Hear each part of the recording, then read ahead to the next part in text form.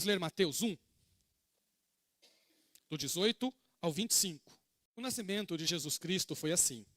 Maria, a sua mãe, estava comprometida para casar com José. Mas antes de se unirem, ela se achou grávida pelo Espírito Santo. José, com quem Maria estava para casar, sendo um homem justo e não querendo envergonhá-la em público, resolveu deixá-la, sem que ninguém soubesse. Enquanto ele refletia sobre isso, eis que lhe apareceu em sonho um anjo do Senhor, dizendo: José, filho de Davi, não tenha medo de receber Maria como esposa, porque o que nela foi gerado é do Espírito Santo. Ela dará à luz um filho e você porá nele o nome de Jesus, porque ele salvará o seu povo dos pecados deles. Ora, tudo isso aconteceu para se cumprir o que foi dito pelo Senhor por meio do profeta. Eis que a virgem conceberá e dará à luz um filho, e ele será chamado pelo nome de Emanuel. Emanuel significa Deus conosco. Quando José despertou do sono, fez como o anjo do Senhor lhe havia ordenado e recebeu Maria por esposa, porém não teve relações com ela, enquanto ela não deu à luz um filho a quem pôs o nome de Jesus. Oremos. Amado Deus, diante, Senhor, da leitura da Tua sagrada palavra, que é a palavra do Senhor, poderosa para trazer toda a transformação de que nós necessitamos. Que o Senhor nos dê cada vez mais sede pela Tua palavra, fome pela Tua palavra, assim como Jesus tem nos ensinado a nós não vivermos apenas de pão, mas também termos fome da palavra do Senhor. Que esse desejo intenso brote em nós, cresça em nós, e que esta palavra, Senhor, que não erra, que é infalível, alcance nossas vidas e dê o fruto a qual o Senhor deseja que seja dado. Fala conosco, Senhor, também através de crescimento espiritual, de discipulado, que é o que a Tua palavra faz conosco, nos torna discípulos de Jesus, através, Senhor, da obediência e também, Senhor, do crescimento na fé. Te louvamos. Amém. Mateus 1, do 18 ao 25, é o texto que todos conhecem. É um texto que é lido muitas vezes no Natal, porque fala do nascimento de Jesus. E é o primeiro texto que nós estamos utilizando para falar sobre esta importante mensagem.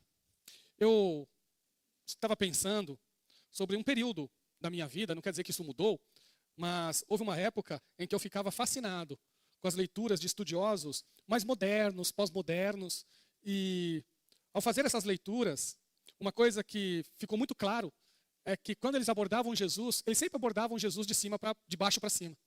E sempre partia da humanidade de Jesus. Tem uma frase famosa que eu já citei até aqui na igreja, porque ela é bonita mesmo, mas ela mostra esse método de olhar Jesus, que é uma frase muito boa, por sinal, que é do Leonardo Boff, quando ele fala da humanidade de Jesus, ele diz o seguinte: ser humano como esse, só sendo Deus mesmo. E isso deixa claro, olha, de quando ele parte da humanidade para chegar à divindade. E para nós darmos início nisso que estamos trabalhando nessa série, eu vou apresentar para vocês um método. O método é esse invertido, é o que eu acabei de falar, mas o inverso. Quando nós lemos a Bíblia, e eu vou mostrar para vocês em muitas passagens, muitas mesmo, vocês vão chegar à mesma conclusão que eu, que os escritores bíblicos partiram de cima para baixo. Sempre olharam Jesus, primeiro, como o Deus pré-existente, que se encarnou. Sempre partiu da parte de cima para chegar na humanidade. Isso é importante, que até na história da igreja, e depois eu vou trabalhar isso com vocês de uma maneira mais intensa, até na história da igreja, houve uma ideia que é chamada de adocionismo, que diz assim, que Cristo nasce completamente humano e no decorrer da vida dele ele se torna divino. Isso não é aceito pela igreja cristã, não é o ensino correto da igreja cristã, que a igreja cristã sempre viu em Cristo Deus recebendo natureza humana. E não o humano recebendo natureza divina. Por isso que esse olhar de baixo para cima não é o melhor. O melhor olhar mesmo, o que nós observamos pelos escritores sagrados, e assim que eles apresentam, é Cristo Jesus como o Deus Todo-Poderoso, o Filho de Deus, a segunda pessoa da Trindade, se tornando humano. Por isso que nós estamos iniciando essa série com o nascimento virginal de Jesus. Por que nascimento virginal? Porque a Bíblia diz que é assim. O primeiro ponto que eu queria passar para vocês é o seguinte: pelo menos 2 vezes, de forma categórica, temos aqui em Mateus e depois em Lucas, deixando bem claro que Jesus nasceu de uma virgem. Então a Bíblia não diz uma, ela diz duas. Eu sempre falo para os irmãos, quantas vezes precisa algo ser dito para ser verdade? Na palavra de Deus, apenas uma vez. Se apenas uma vez ela faz uma afirmação, essa afirmação é verdadeira.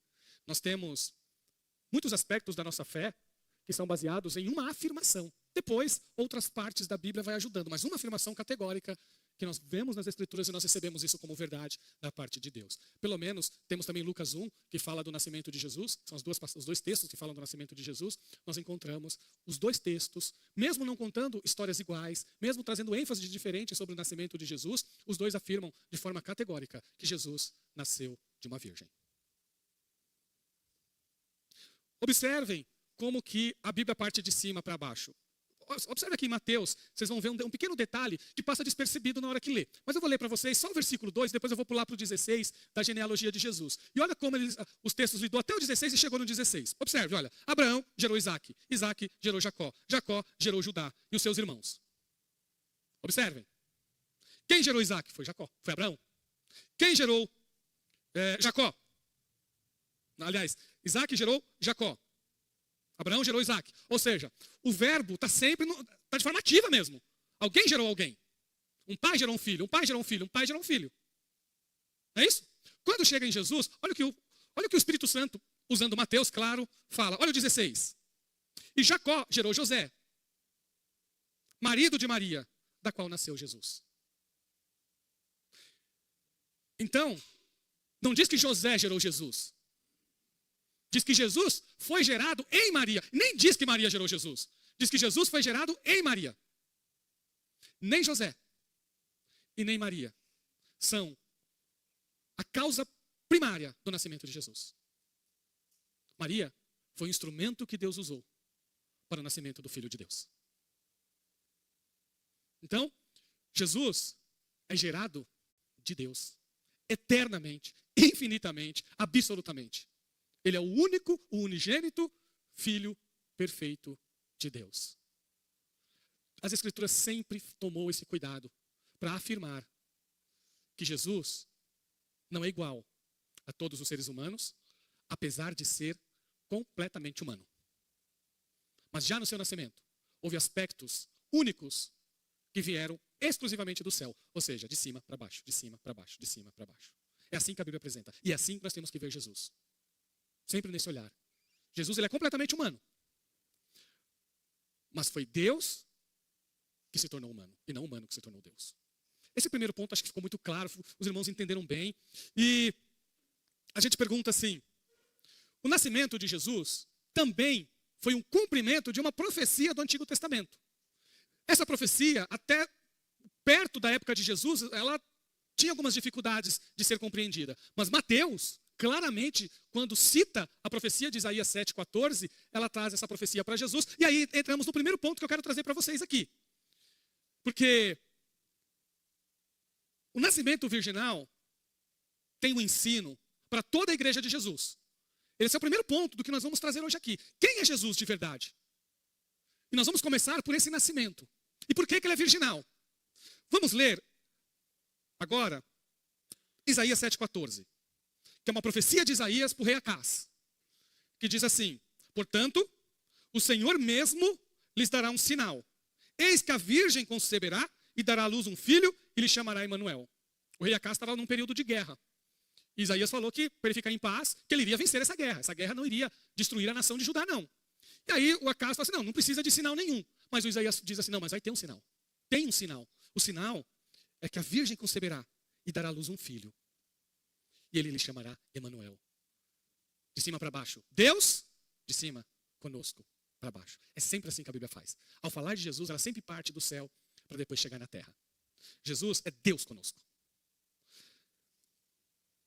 Por ser um ato milagroso, o que envolveu Jesus, nos mostra que o nascimento de Jesus é um sinal. Então não é um nascimento comum, ele sinaliza coisas a mais. É um sinal. O nascimento de Jesus é Deus trazendo um sinal para a humanidade. Para todos nós. Sinal sempre aponta para algo grandioso. Quem estava nascendo era humano, mas era mais que humano. Quem estava nascendo era uma criança, era um bebê, mas significava muito mais que uma criança e um bebê. Era um sinal de que Deus estava com o seu povo. Que coisa bonita, não é, meus irmãos? A única chance que você tem, que eu tenho, a única chance que nós temos de ter um encontro com Deus é se Ele nos encontrar. A gente tateia, né, como diz o apóstolo Paulo. A gente tateia, a gente tenta, a gente cria religião. A gente cria manias, modas, jeitos de tentar encontrar com Deus. Mas quando nós olhamos para o nascimento de Jesus, nós descobrimos só um jeito. Se Deus vier ao nosso encontro. Todo o encontro que você teve com Deus partiu primeiro de Deus. Foi Ele que foi ao seu encontro. Essa verdade bíblica, meus irmãos, de Deus vir ao seu encontro, que é uma verdade da palavra de Deus, ela tem que nos trazer segurança. Segurança. Porque nós somos sustentados pelo poder de Deus e não pelo nosso próprio poder. Nós somos sustentados pela fé, pela fidelidade de Jesus Cristo e não pela nossa própria fidelidade. Nós somos conservados íntegros porque Deus veio ao nosso encontro. Então, primeiro ponto, nascimento de Jesus é um sinal. Primeiro, é um sinal da aliança de Deus com o seu povo. É um sinal de que Deus havia dito para Davi que o seu trono nunca teria fim, como uma bênção grandiosa para ele e para os seus descendentes, que envolve toda uma nação e chega até nós. Porque Deus se comprometeu de cumprir esse pacto conosco, com a igreja, através da nova aliança. Começa lá em Davi. Jesus é esse filho de Davi. E aqui, irmãos, é essa questão importante, porque quando nós olhamos para as genealogias de Jesus, nós encontramos elas indo sempre para José. O referencial da genealogia é José. E aí nós podemos... há alguns estudiosos que dizem que Maria também é.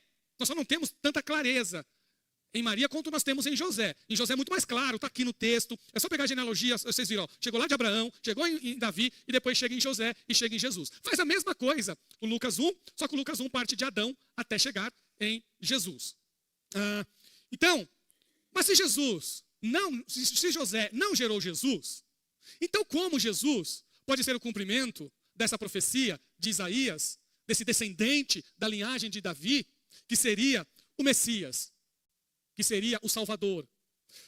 Por uma questão, pelo menos essa não há nenhuma dúvida, que é o anjo falando com José, deixando claro para José que o que estava nascendo dela vinha de Deus, vinha do Espírito Santo de Deus, que não houve nenhum ato de infidelidade de Maria para com ele, que Maria se mantinha firme no propósito de se casar com ele, que o casamento dele com Maria era um casamento debaixo da bênção de Deus, mas que, antes que esse casamento se consuma, Deus havia realizado uma obra da sua graça no ventre da noiva dele para o nascimento do Filho de Deus. E José, o que ele fez? José recebe Maria, reconhece o filho de Maria, dá nome a Jesus e o assume como seu próprio filho. Jesus, ele é legalmente filho de José.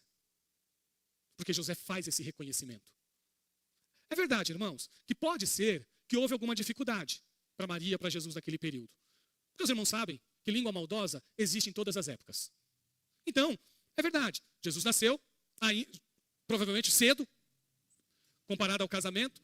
A gente percebe isso, a dificuldade de Jesus ao pregar para o pessoal de Nazaré. Então, em algum momento ou outro, talvez alguma má língua de pessoas que não têm Deus, questionou a fidelidade de Maria. Mas Deus havia testado. E José não tinha dúvidas nenhuma. Tanto que ele protege Jesus da maldade de Herodes. E o anjo diz para ele, leve esse menino para o Egito. E Jesus é protegido da morte, é protegido da maldade de um rei, porque Deus mostrou para José que era para proteger essa criança. E assim José o fez. Então, é possível que Maria, alguns estudiosos afirmam isso, também tenha descendência de Davi. Mas mesmo que ela não tenha, fica muito claro que José, ao assumir Jesus como seu filho e reconhecer Jesus como seu filho, e foi José que deu esse nome para ele, mesmo o anjo falando para Maria, o anjo falou com Maria e falou com José. Falou com os dois. Mas quem teve a autoridade de dar o nome Jesus foi José, reconhecendo em Jesus o seu filho. Ok? Então Jesus é legitimamente, legalmente, o filho de Davi. Vamos ler Lucas. Vamos ler Lucas. O capítulo 1, versículo 32 e 36. Quando o anjo conversa com Maria, ele fala exatamente que Jesus é esse sinal dessa aliança que Deus já havia feito lá com o grande rei de Israel, que diz assim: este será grande e será chamado Filho do Altíssimo. Deus, o Senhor, lhe dará o trono de Davi, seu pai. Ele reinará para sempre sobre a casa de Jacó e seu reinado não terá fim. Então, em Cristo Jesus, as promessas de amizade, viu? De amizade de Deus com o seu povo. Deus assume o papel do amigo maior. Porque é isso, aliança é isso. Aliança, irmãos, é um pacto de amizade de um superior a um inferior. Um pacto de amigo. Onde Deus assume todos os compromissos de fazer valer esse pacto. De ser inviolável. Deus fez um pacto inviolável com a descendência de Davi. E ele cumpre isso incondicional, podemos dizer também. Ou inviolável ou incondicional sobre Davi. Deus não deu condição nenhuma para Davi. Deus não deu condição para Abraão. Deus não deu condição para Davi. Simplesmente ele diz: olha, eu vou fazer e pronto. É assim que nós enxergamos Jesus, aquele que cumpre essa incondicionalidade, essa grandiosidade de Deus, primeiro com a nação de Israel e depois com todas as pessoas as quais ele tem chamado para servi-lo e para adorá-lo. Deus controla a história para cumprir o que diz. Mesmo que o cenário pareça impossível, por exemplo, uma virgem dar à luz. Ele é fiel à sua aliança. Ele é fiel. Irmãos, a nossa salvação partiu de Deus. Ela inicia com Deus, ela continua com Deus e ela se conclui com Deus. Quando nós servimos a Jesus, nunca esqueçam isso. Nunca esqueçam. O nosso Jesus vem a esse mundo aqui de uma maneira estrondosamente milagrosa. E olha que Deus já tinha feito muitos milagres para mulheres. Como, por exemplo, Sara. O que Deus fez com Sara? Sara já tinha passado do período de engravidar. O que Deus fez com ela? Deu um filho. Ana orou, buscou a Deus: eu quero um filho. Ana, estéril. O que Deus fez com Ana? Deu um filho. Isso por si só já é grandioso. Já é uma demonstração de que em Deus há coisas grandiosas e extraordinárias. É o Deus que nós servimos. Em Jesus há um passo além. Há algo mais. Olha, ter filho na velhice, ter filho na esterilidade, e com Jesus, ter filho na virgindade. Esse é o Deus que nós servimos. Esse é o Jesus que vocês servem. O Jesus que eu sirvo. Esse é o nosso Jesus. Já nasceu de forma diferenciada para mostrar que ele é realmente o Filho de Deus. É também um sinal de novo começo, meus irmãos. Há em Jesus um novo começo. E é isso que é importante. É um novo começo. Quando a humanidade desobedece a Deus, lá no Éden, ela torna-se corrompida. Toda vez que você e eu formos interpretar a realidade do mundo, temos que levar em consideração que é a corrupção na humanidade. Por exemplo, vou dar um exemplo para vocês. Tem dois pensadores que tentam explicar a natureza humana. Um deles diz o seguinte, o nome dele é Jean-Jacques Rousseau. Ele fala o seguinte: a vida em sociedade estragou o ser humano, porque o ser humano, ele é bom. E a vida em sociedade estraga, porque os homens na sociedade, um tem mais, o outro tem menos. Mas se não houvesse essa vida social, essas regras sociais, ele seria uma pessoa boa. Não é o que a Bíblia diz. Aí vai ter um outro, que ele vai levar em consideração essa corrupção. E ele vai dizer o seguinte, falou: não, o ser humano na sua natureza, ele é um lobo. O nome dele é Thomas Hobbes. Ele é um lobo. Se deixar o ser humano agir por sua natureza, ele ataca o outro porque ele é egoísta, ele só pensa nos seus interesses. O que freia esse homem de fazer as maldades que ele tem no coração dele são as leis, são as regras, são as punições. Então, se não houver uma força maior, vinda pelas leis, vinda pelo controle social, esse ser humano atacaria o outro. Da perspectiva bíblica, o Hobbes está mais perto. Não é perfeito, porque o que muda o ser humano é Jesus, ele não fala isso, mas ele se aproxima. Porque ele faz uma análise da sociedade levando em consideração que o ser humano é um ser corrompido. Então, irmãos, olha o que acontece com Jesus. o Espírito Santo protege Jesus dessa corrupção. O Espírito Santo guarda Jesus dessa inclinação que todos os seres humanos têm para o mal. É por isso que ele pode nos socorrer nas nossas aflições. É por isso que ele tem poder para nos proteger e nos guardar de todo mal. Porque ele foi guardado da pecaminosidade que está em todas as pessoas. Eu sempre falo para os irmãos, é muito mais fácil se vingar, parece que a gente tem mais prazer por isso, do que perdoar. A nossa mente, é facinho, a nossa mente começa a imaginar, eu vou dar o troco. Ah, ela me humilhou porque eu não tive dinheiro, mas eu vou ter mais dinheiro que ela. É assim que é a nossa mente. Se ela não for transformada, irmãos, por Jesus, é assim que a gente vai pensar. Mas quando a mente ela é transformada, ela para de se importar com isso. Ela olha assim e fala assim, eu posso não ter dinheiro, mas eu tenho Jesus. Não tenho dinheiro, mas eu tenho Jesus. Posso não ser importante para aquela pessoa, mas eu sou importante para Jesus. Afinal de contas, Ele me buscou e me achou. E fez isso, ela estando certa. Então eu perdoo. A mente transformada perdoa. A mente não transformada se vinga. Como que Jesus foi protegido? Nós temos que levar em consideração duas coisas. Primeiro, nós poderíamos imaginar assim, poxa vida, como Maria era virgem, está aí a proteção.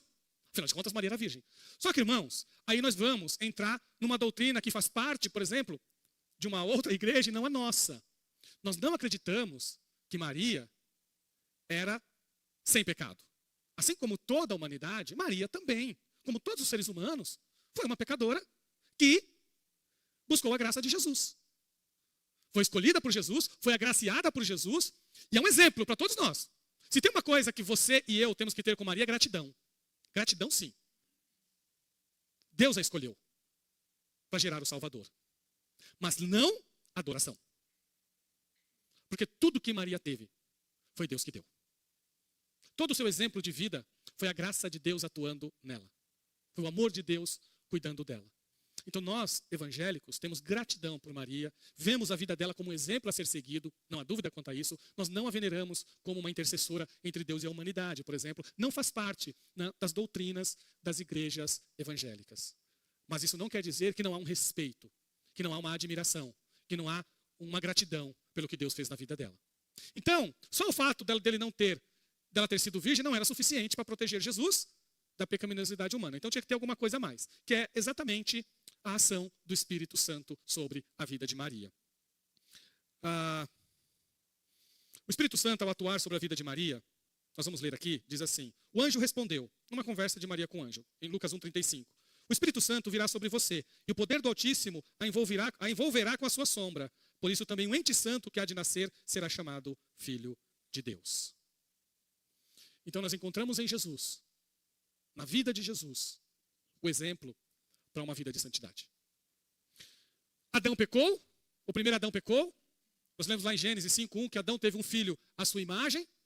Então Adão peca e gera filhos à sua semelhança. Nós seres humanos também pecadores.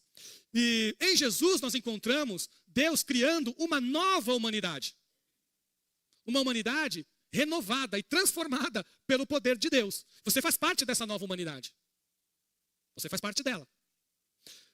Essa nova humanidade, ela não nasce por meios naturais. Ela nasce por meios miraculosos. A nova humanidade de Deus não surge por meios naturais.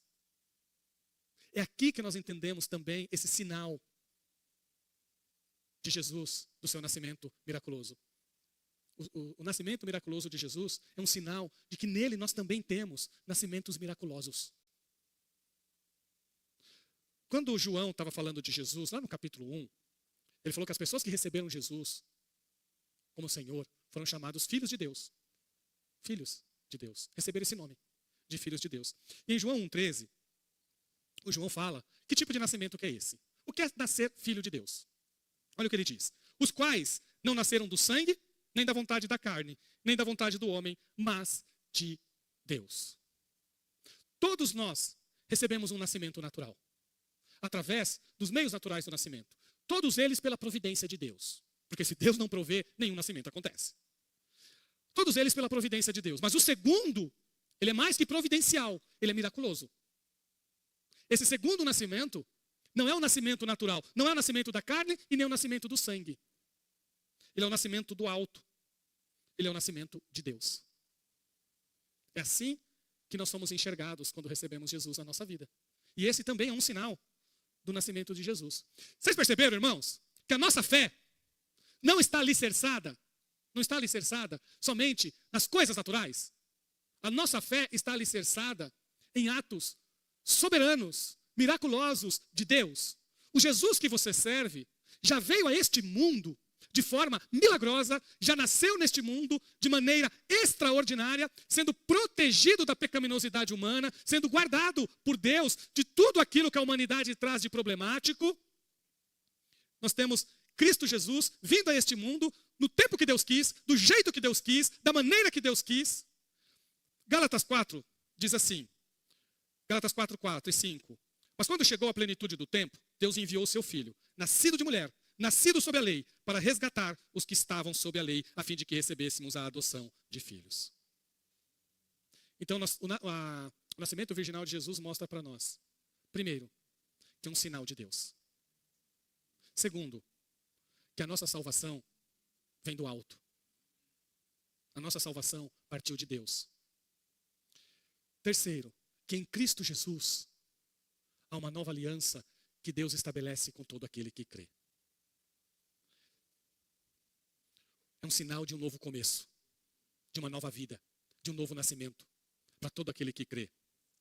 E também, irmãos, é um sinal que Deus escolheu para trazer o nosso Cristo, que é completamente Deus e completamente humano. Se Jesus nascesse de forma natural, ele seria completamente humano, mas todo mundo ia ter dificuldade de enxergá-lo como divino. Todos teriam dificuldade de enxergar ele como divino. Mas como ele nasceu? Se Deus simplesmente pegasse Jesus, falou, Jesus, só desce. Irmãos, Deus tinha poder para tudo isso, tá? Deus tinha poder para tudo isso. Ele poderia simplesmente, num casamento normal de José e Maria, trazer Jesus. E Jesus seria completamente Deus, se ele quisesse. Isso não mudava nada. Só que nós teríamos dificuldade de perceber isso. Se Deus chegasse para Jesus e falou, filho, desce só. Vai lá e começa a andar. No deserto ninguém vai ver. Né? Lembra igual do Superman? Né? Cai lá e pronto. Né? Só isso. Vai lá, aparece lá. Vai lá por trás da montanha. Depois começa a andar. Começa a andar, pregar, ensinar. Nós teríamos muita facilidade para crer em Jesus como Deus. Mas nós ia ter uma dificuldade imensa de enxergá-lo como humano. Será que ele é humano mesmo? Porque o humano não cai do céu. Não é isso? Será que ele é divino mesmo? Porque divino não nasce por meios naturais. E Deus, na sua soberania, utilizou o ventre de uma virgem para mostrar que o nascimento de Jesus foi humano porque usou um ventre materno. Mas foi divino porque não se utilizou de meios naturais para o seu nascimento. Jesus é completamente Deus e é completamente humano. Mais uma prova disso. O milagre só deu na concepção, tá? Nós chamamos de nascimento virginal porque Maria permaneceu virgem até o nascimento de Jesus. Só depois que Jesus nasceu, Maria teve outros filhos. Os irmãos de Jesus. Só depois. Até o nascimento de Jesus, ela se manteve. Só que Jesus nasceu normal. O milagre se deu na concepção do ventre. E depois, foram 9 meses de gestação normal. Protegido pelo Espírito Santo, não há dúvida quanto a isso. O texto sagrado diz que foi protegido pelo Espírito Santo, porém foi uma gestação normal. E Jesus nasce, eu acredito que de parto normal. Então, olha, Deus é isso, irmãos. Deus, ele é Deus de milagre, mas ele também é Deus de providência. Ele é Deus, irmãos, ele é Deus. O milagre de Jesus é grandioso, mas a providência também é. Os meios naturais também são usados por Deus. Ok? Então a concepção, milagrosa. Mas a gestação, providencial. Podemos usar essa expressão. Gestação milagrosa. Concepção milagrosa, gestação providencial. Porque Maria teve lá os meses normais de gestação e Jesus nasceu por meios naturais. Amém, irmãos? Mas lembrem, nunca esquece disso, tá? Mais uma vez, é um sinal. A nossa salvação parte de um ato grandioso do nosso Deus, um ato milagroso do nosso Deus. Em Jesus, temos um novo começo, porque aqueles que nascem em Cristo Jesus não nascem da vontade humana, mas nascem do Espírito, nascem de Deus. E nós encontramos nesse nascimento virginal Deus tornando-se humano. Que claro que depois nós vamos estar dando continuidade a essa pessoa gloriosa de Jesus. Mas eu acredito que quando se trata do nascimento virginal, nós já tivemos uma grande compreensão no dia de hoje.